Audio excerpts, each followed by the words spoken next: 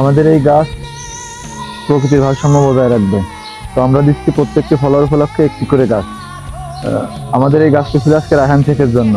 তো আপনি যদি আপনার নামে একটি গাছ লাগাতে চান তো অবশ্যই আমার পেজটিকে ফলো করুন এবং আমার ভিডিওতে একটা কমেন্ট রেখে যান, যাতে পরবর্তী গাছ আপনার নামে লাগাতে পারি।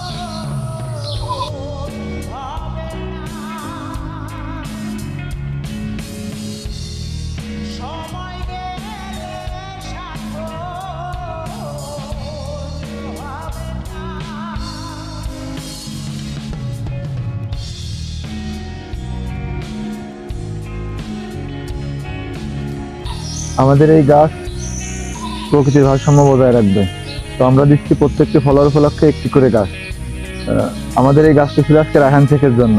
তো আপনি যদি আপনার নামে একটি গাছ লাগাতে চান